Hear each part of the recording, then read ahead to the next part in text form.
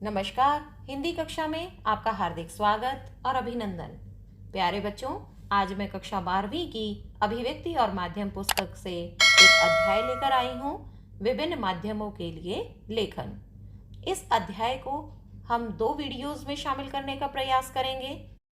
पहली वीडियो में हम नोट्स के माध्यम से समझाने का प्रयास करेंगे और दूसरी वीडियो में प्रश्नोत्तर और MCQs के साथ। तो चलिए शुरू करते हैं हम। लेखन अभिव्यक्ति का माध्यम है। जिस प्रकार व्यक्ति बोलकर अपनी भावनाओं और विचारों को दूसरों तक पहुंचाता है, उसी प्रकार लेखन अपने विचारों को दूसरों तक पहुंचाने का एक माध्यम है। आज लेखन का विभिन्न क्षेत्रों में प्रयोग किया जा रहा है। अगर उदाहरण के तौर पर लें, जैसे समाचार पत्र हैं, पत्रिकाएं हैं, सिनेमा, रेडियो, साहित्य आदि। जनसंचार के विभिन्न माध्यम हैं, जैसे मुद्रित माध्यम, प्रिंट माध्यम जिसे कहा जाता है, रेडियो, टेलीविजन व इंटरनेट।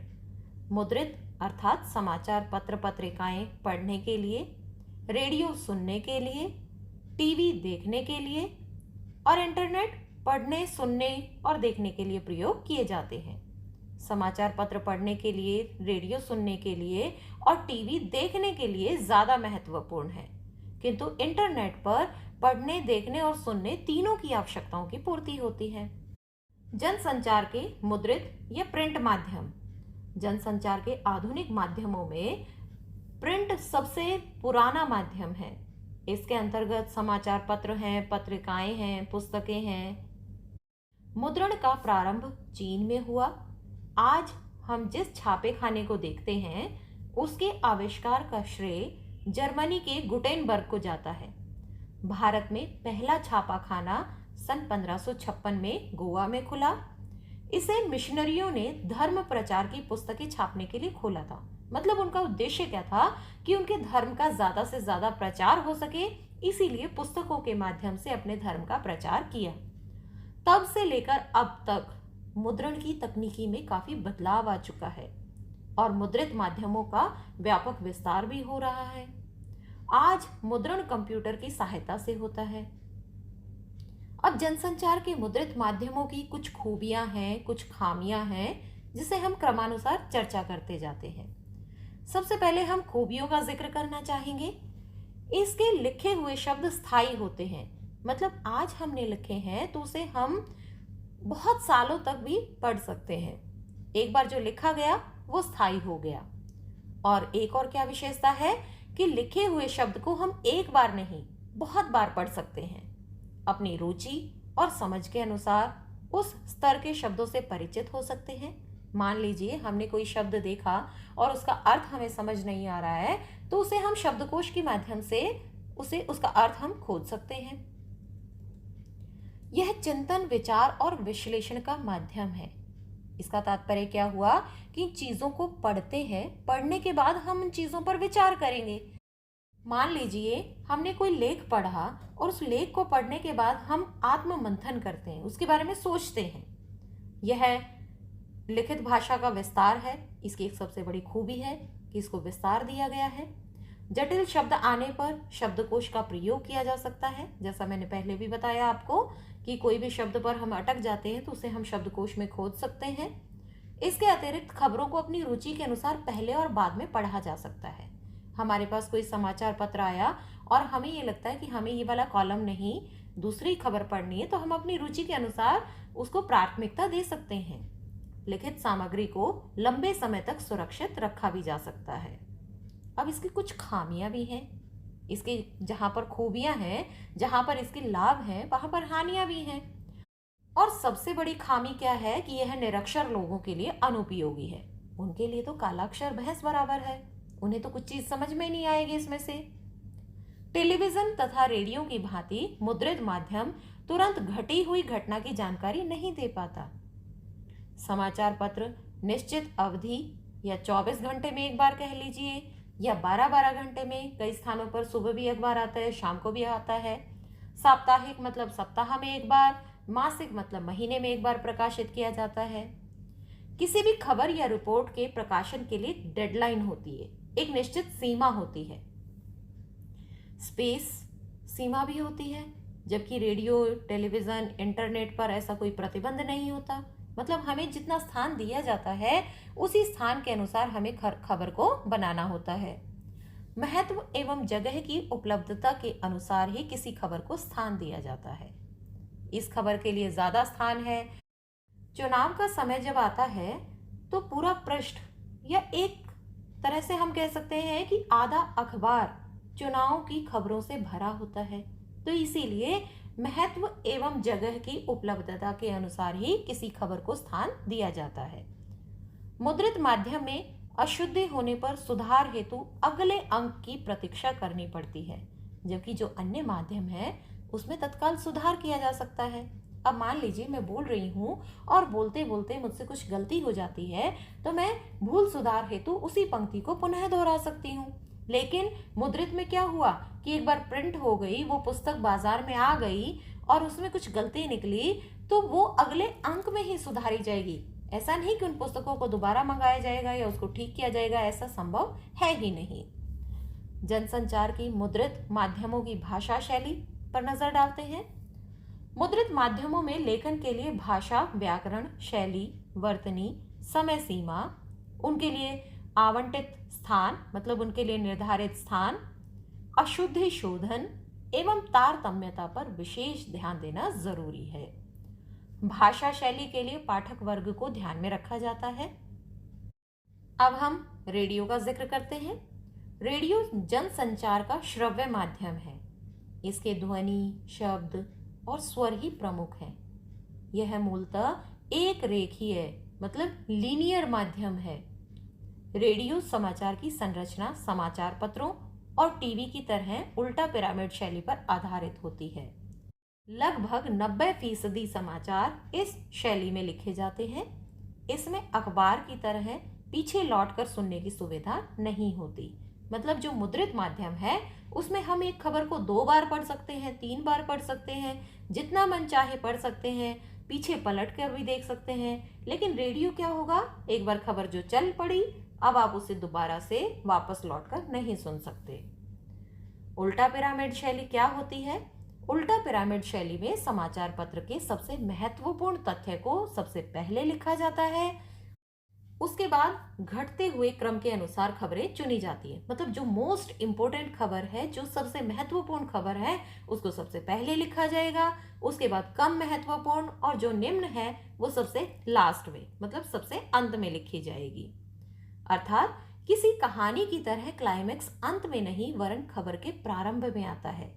जैसे मान लीजिए कोई भी खबर है, कोई भी दुर्घटना हो गई है, कोई भी भूकंप आता है, तो वो जो खबर है वो मेन हेडिंग के तौर पर दिखाई जाती है और फिर उसके बाद में धीरे धीरे उसके बारे में बताया जाता है। और कहानी में क्या होता है, कहानी में कहानी चलती रहती है और उसका क्लाइमेक्स अंत में दिखाया जाता है। लेकिन उल्टा पिरामिड शैली में सबसे पहले सबसे महत्वपूर्ण चीज को लिखा जाता है। समाचार को हम 3 भागों में विभाजित कर सकते हैं, इंट्रो, बॉडी, समापन। इंट्रो में क्या हुआ, मुख्य भाग। बॉडी में क्या हुआ, घटते हुए क्रम में समाचार का विस्तार, खबर को प्रस्तुत किया जाता है। और समापन में अधिक महत्वपूर्ण न होने पर या स्पेस न होने पर इसे काटा या छोटा बड़ा किया जा सकता है। अपनी सुविधा अनुसार इसे छोटा कर सकते हैं। अब रेडियो के लिए समाचार लेखन की कुछ बुनियादी बातें हैं जिनका ध्यान रखना अति आवश्यक है। साफ सुथरी टाइप की हुई कॉपी ट्रिपल स्पेस में टाइप करते हुए दोनों ओर हाशिए मतलब दोनों ओर स्पेस छोड़कर दिए जाने चाहिए। और एक पंक्ति में कितने शब्द होने चाहिए, ज्यादा से ज्यादा 12 या 13 शब्द, बस इससे ज्यादा शब्द नहीं होने चाहिए, नहीं तो पढ़ने में समस्या आती है। पंक्ति के अंत में विभाजित शब्द का प्रयोग नहीं करना चाहिए। समाचार कॉपी में जटिल एवं संक्षिप्त आकार का प्रयोग नहीं करते हैं। लंबे अंकों को और दिनांक को शब्दों में लिखा जाता है। मान लीजिए कोई दिनांक है जैसे 17 जून 2021, तो आप क्या लिखेंगे, इसमें शब्दों में लिखेंगे 17 जून 2021, अंकों की बजाय शब्दों में लिखा जाता है। निम्नलिखित क्रमांक, अधो हस्ताक्षरी, किंतु, लेकिन, उपर्युक्त, पूर्वक जैसे शब्दों का इसमें प्रयोग नहीं किया जाता है। और वर्तनी का खास ध्यान रखा जाता है। समाचार लेखन की भाषा को प्रभावी बनाने के लिए आम बोलचाल की भाषा का ही प्रयोग किया जाता है। अब हम अगला माध्यम टेलीविजन देखते हैं। टेलीविजन जनसंचार को देखने और सुनने का माध्यम है। यह रेडियो की भांति एक रेखीय माध्यम है। टेलीविजन में शब्दों व ध्वनियों की अपेक्षा दृश्यों पर अधिक महत्व दिया जाता है। इसमें दृश्य शब्दों के अनुरूप उसके सहयोगी रूप में चलते हैं। इसमें कम से कम शब्दों में अधिक से अधिक खबर बताने की शैली का प्रयोग किया जाता है, जैसे गागर में सागर भरना होता है। अतः टेलीविजन में समाचार लेखन की प्रमुख शर्त दृश्य के साथ लेखन है, मतलब जैसा दिखाई दे रहा है उसी प्रकार से उसका लेखन होना चाहिए। टेलीविजन के प्रमुख चरण क्या होते हैं? टेलीविजन पर खबर देने का मूल आधार वही है जो प्रिंट या रेडियो पत्रकारिता के क्षेत्र में प्रचलित है, यानी सबसे पहले हमें सूचना देनी होती है। टेलीविजन में यह सूचनाएं कई चरणों से होकर दर्शकों के पास पहुंचती हैं, जैसे फ्लैश या ब्रेकिंग न्यूज। मान लीजिए कोई समाचार पढ़े जा रहे हैं और बीच में ही कोई जरूरी खबर आ जाती है तो उसे ब्रेकिंग न्यूज कहकर बीच में डाला जाता है। दूसरा ड्राई एंकर। इसमें एंकर खबर के बारे में दर्शकों को सीधे सीधे बताता है कि कहां, क्या, कब और कैसे हुआ। जब तक खबर के दृश्य नहीं आते, एंकर दर्शकों को रिपोर्टर से मिली जानकारियों के आधार पर सूचना पहुंचाता है। अगला है फोन इन। फोन इन में क्या होता है कि एंकर रिपोर्टर से फोन पर बात करके सूचनाएं दर्शकों तक पहुंचाता है। Anchor visual. जब घटना के दृश्य या विजुअल मिल जाते हैं तब उन दृश्यों के आधार पर खबर लिखी जाती है जो एंकर पढ़ता है। आगे है एंकर बाइट, मतलब कथन। टेलीविजन पत्रकारिता में बाइट का काफी महत्व है। टेलीविजन पर जब भी कोई खबर की पुष्टि की जाती है तो वहां पर जितने भी प्रत्यक्षदर्शी होते हैं उनसे बात करके या उनका कथन दिखाकर सत्य की पुष्टि की जाती है। मान लीजिए भूकंप आ गया है और वहां पर जो एंकरिंग कर रहा है वो लोगों से पूछेगा कि हाँ जी, आपको कैसा महसूस हुआ, आपने कैसे देखा, कब आपको भूकंप महसूस हुआ, तो वो लोग बताएंगे। वो हुआ हमारा एंकर बाइट। आगे है लाइव। ये तो आप सब परिचित हो चुके होंगे। लाइव मतलब जब हम क्रिकेट मैच लाइव देखते हैं, और आजकल तो ओलंपिक्स चल रहे हैं, हम खेलों का प्रत्यक्ष रूप देखते हैं, लाइव टेलीकास्ट देखते हैं। अगला है एंकर पैकेज। पैकेज किसी भी खबर को संपूर्णता के साथ पेश करने का एक जरिया है। अब हम देखते हैं टेलीविजन की खूबियां क्या है। इसको सबसे बड़ी खूबी क्या है कि देखने और सुनने की सुविधा है। जीवंत घटनाओं का प्रसारण होता है। टेलीविजन देखकर हम प्रभावशाली खबर से परिचित हो सकते हैं और समाचारों का लगातार प्रसारण देख पाते हैं। रेडियो और टेलीविजन आम आदमी के माध्यम है। भारत जैसे विकासशील देशों में उसके श्रोताओं और दर्शकों में पढ़े लिखे लोगों से निरक्षर तक और मध्यम वर्ग से लेकर किसान मजदूर तक सभी शामिल हैं। इन सभी लोगों की सूचना की जरूरतें पूरी करना ही रेडियो और टेलीविजन का उद्देश्य है। अब यहाँ पर कुछ खामियां भी हैं। टेलीविजन के लिए भाषा शैली के स्तर पर अत्यंत सावधानी रखनी आवश्यक है। इसके लिए बाइट का ध्यान रखना आवश्यक है। कार्यक्रम का सीधा प्रसारण कभी कभी सामाजिक उत्तेजना को जन्म दे सकता है। मान लीजिए कहीं दंगा फसाद हो रहा है और उसका सीधा प्रसारण दिखाया जाए तो उससे जनता भड़क सकती है और परिपक्व बुद्धि पर सीधा प्रभाव डालता है। रेडियो और टेलीविजन समाचार की भाषा क्या होगी? भाषा के स्तर व गरिमा को बनाए रखते हुए सरल भाषा का प्रयोग करना चाहिए। सभी वर्ग और स्तर के लोग समझ सकें, इस बात का ध्यान रखा जाना चाहिए।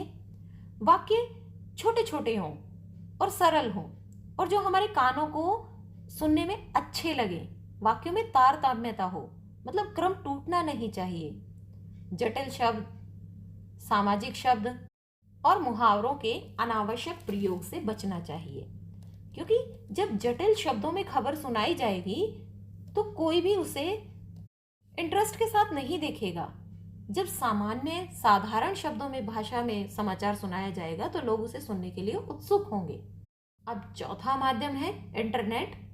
इंटरनेट की दीवानी है नई पीढ़ी, क्योंकि एक दिन खाना ना मिले तो चल जाएगा, लेकिन एक दिन इंटरनेट ना मिले तो आजकल काम नहीं चलता है। ऐसी है आज की युवा पीढ़ी। उन्हें स्वयं को हर घंटे में अपडेट करने की आदत बन गई है। इंटरनेट पत्रकारिता, ऑनलाइन पत्रकारिता, साइबर पत्रकारिता या वेब पत्रकारिता, इसके अनेक नाम हो सकते हैं। इसके द्वारा हम सूचना, मनोरंजन, ज्ञान, निजी व सार्वजनिक संवादों का आदान प्रदान कर सकते हैं। मान लीजिए हम बस स्टॉप पर बैठे हैं और बस नहीं आई है हमारी, हम वेट कर रहे हैं या कहीं भी गए हैं, हम डॉक्टर के गए हैं या किसी भी स्थान पर हम इंतजार कर रहे हैं, तो हम फटाफट अपना फोन खोलते हैं और स्वयं को अपडेट करते रहते हैं। इंटरनेट का प्रयोग समाचारों के संप्रेषण, संकलन एवं सत्यापन और पुष्टिकरण में किया जा रहा है। टेली प्रिंटर के जमाने में जहां 1 मिनट में केवल 80 शब्द एक स्थान से दूसरे स्थान पर भेजे जा सकते थे, आज जमाना बदल चुका है। अब आप देखिए 1 सेकंड में लगभग 70,000 शब्द भेजे जा सकते हैं। महत्वपूर्ण बिंदु क्या है? इंटरनेट पर समाचार का प्रकाशन और खबर का आदान प्रदान करना ही वास्तव में इंटरनेट पत्रकारिता है। इंटरनेट पर यदि हम किसी भी रूप में समाचारों, लेखों, चर्चा, परिचर्चा, बहस, फीचर, झलकियों के माध्यम से अपने समय की धड़कनों को अनुभव कर दर्ज करने का कार्य करते हैं, तो वही इंटरनेट पत्रकारिता है। इसी पत्रकारिता को वेब पत्रकारिता कहा जाता है। इस समय विश्व स्तर पर इंटरनेट पत्रकारिता का तीसरा दौर चल रहा है, जबकि भारत में दूसरा दौर माना जाता है। भारत के लिए प्रथम दौर 1993 से प्रारंभ माना जाता है और दूसरा दौर 2003 से माना जाता है।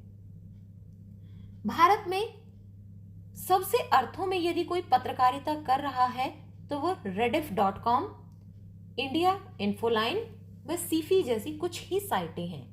रेडिफ को भारत की पहली साइट कहा जा सकता है जो गंभीरता के साथ इंटरनेट पत्रकारिता कर रही है। वेबसाइट पर विशुद्ध पत्रकारिता शुरू करने का श्रेय तहलका.com को जाता है। हिंदी में नेट पत्रकारिता वेब दुनिया के साथ प्रारंभ हुई। इंदौर के नई दुनिया समूह से प्रारंभ हुआ यह पोर्टल हिंदी का संपूर्ण पोर्टल है। जागरण, अमर उजाला, नई दुनिया, हिंदुस्तान, भास्कर, राजस्थान पत्रिका, नवभारत टाइम्स, प्रभात खबर एवं राष्ट्रीय सहारा के वेब संस्करण प्रारंभ हुए। प्रवाह साक्षी नाम से प्रारंभ हुआ अखबार प्रिंट के रूप में न होकर केवल इंटरनेट पर उपलब्ध है। आज पत्रकारिता के अनुसार सर्वश्रेष्ठ साइट बीबीसी है। हिंदी वेब जगत में आज अनेक साहित्य पत्रिकाएं चल रही हैं। कुल मिलाकर हिंदी की वेब पत्रकारिता अभी अपने शैशव काल में है। सबसे बड़ी समस्या हिंदी के फ़ॉन्ट की है। अभी हमारे पास हिंदी का कोई कीबोर्ड नहीं है। जब तक हिंदी के कीबोर्ड का मानकीकरण नहीं हो जाता, तब तक इस समस्या को दूर नहीं किया जा सकता। तो यहीं पर हमने पत्रकारिता के विविध आयामों को बहुत आसान भाषा में समाहित करने का प्रयास किया है। आशा है आपको ये पाठ अच्छे प्रकार से समझ में आ गया होगा। इसकी अगली वीडियो में हम लघुतरात्मक व बहुविकल्पी प्रश्नों को दोहराने का प्रयास करेंगे। मिलते हैं अगली वीडियो में, तब तक के लिए धन्यवाद।